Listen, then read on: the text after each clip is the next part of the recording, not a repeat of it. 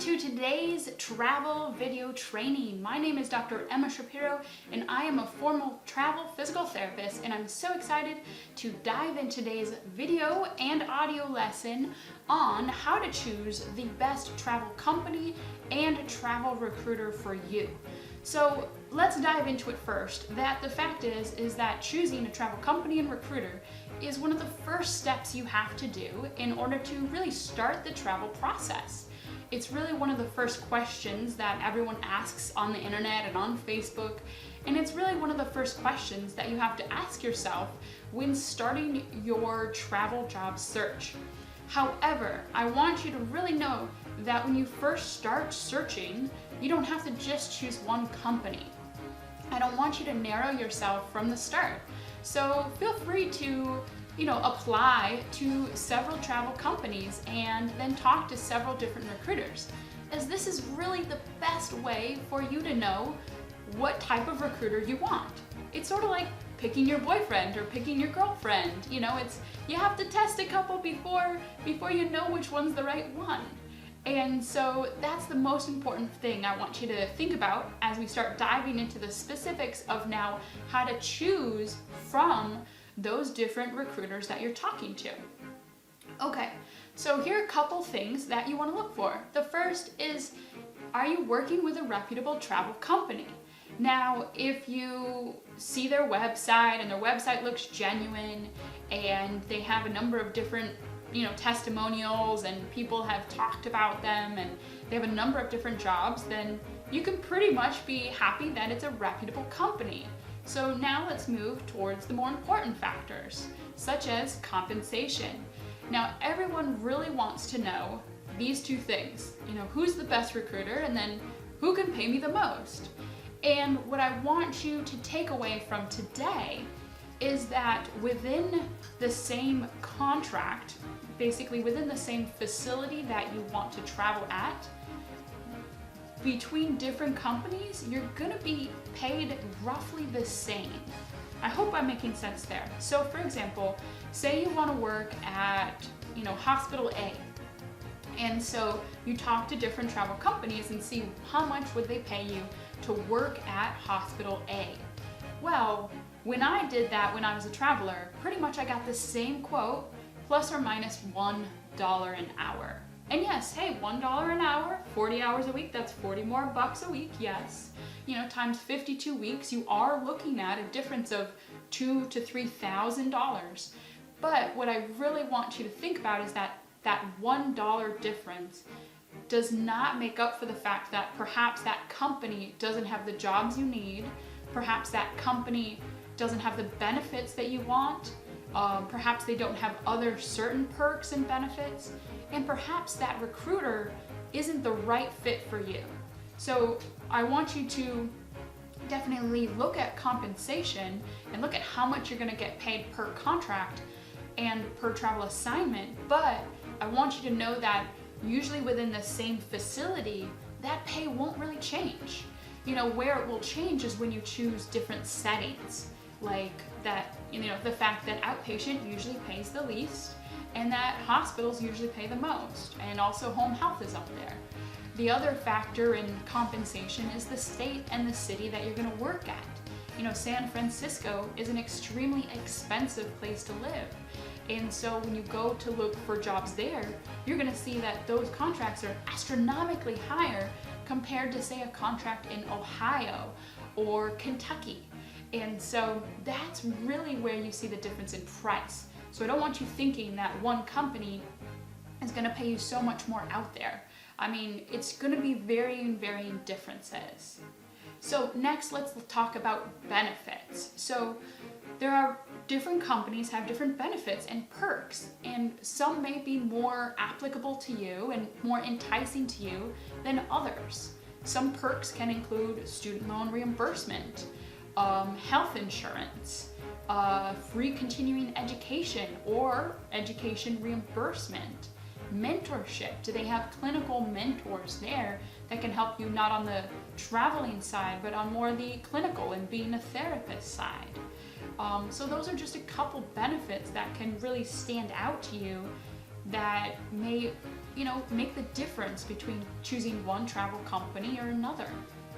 So now let's dive in to looking beyond the travel company, because for the most part, most companies are about the same besides those little perks that we talked about. But with a recruiter, you're going to find a much bigger difference, because now we're talking about subjective differences versus objective differences. A recruiter, it's more about the connection you have. Similar to, your boyfriend or your girlfriend. You sometimes have to talk to different recruiters and see how they connect with you. When you talk to a recruiter, here's some of the things you want to look for. You want to look for, are they responsive? If you text or call or email, are they getting back to you within 24 to 48 hours? Are they responsive even on the weekends? And then besides that, not just responsiveness, but you also want to think about how they treat you in terms of, are they pressuring you to take an assignment? Are they okay with allowing you to job hunt for a little bit longer? Are they educating you along the way? Just as I am trying to do with these traveling trainings, a recruiter should really be also trying to help you with understanding the logistics and the nuances of traveling, because it really is quite complex. And so how they educate you can make a big difference. If they're like, oh, well, just do this, that's not helpful. You want someone who is going to listen to your needs and your questions and really try to give you the best answer possible. So you may be asking yourself, okay, well, when I talk to these recruiters and I'm listening to them, like, how else do I make that connection? How do I know that they're the right recruiter for me? And what do I tell them about myself? So you really want to, the best way to connect with your recruiter is to really be open with your goals in traveling and what you want. I think that's where a lot of times people get mad at their recruiter, because their recruiter can't read their mind. And so if you're not providing certain context to your career goals, then they can't help you with the best assignment. They can't help educate and guide you. And then it's frustrating for them because they think that you're being foolish with your job choices, when really you haven't expressed your desires enough to allow them to understand where you're coming from. So here are some needs that you should write down and think about so that you're prepared when you talk to these different traveling recruiters. You want to think about what location or locations you want to travel to. And think about the fact that the more open you are with different traveling locations, the better chance that you'll have of finding travel jobs. The more narrow it is, it's like finding a needle in a haystack. It can be challenging. You also want to think about your settings. Do you like pediatrics or do you hate pediatrics? Are there settings that you do not ever want your recruiter to mention? Start date. What day are you looking to start? Your pay rate and basic benefits.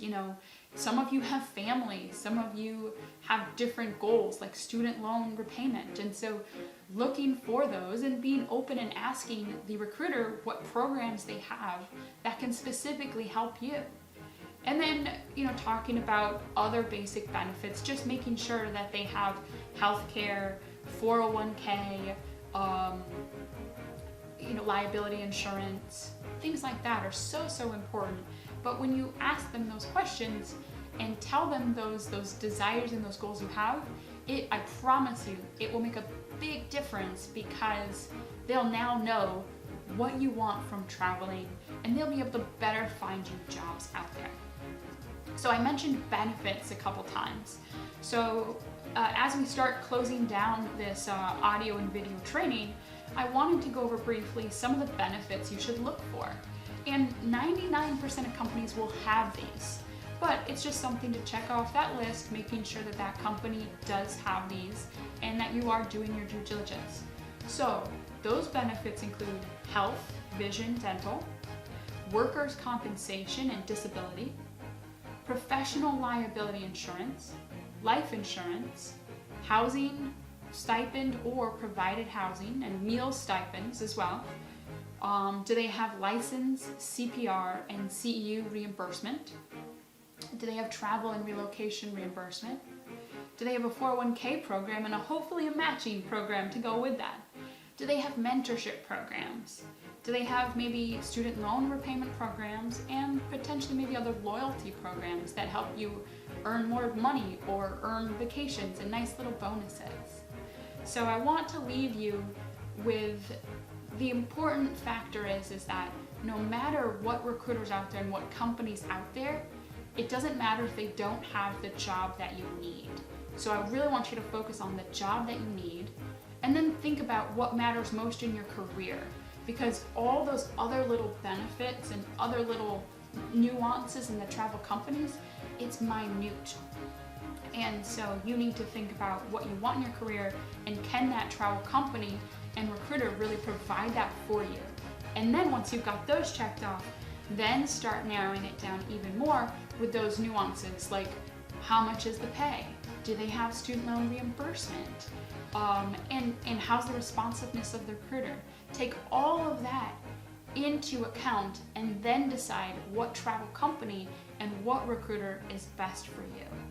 So if you are listening to this podcast or watching on YouTube, I really appreciate it. And if you could subscribe or leave a review or comment or like, just so that more people can see this channel and hopefully learn how to be better therapists and better travelers and really advance their career. Thank you so much, and I'll see you in the next training.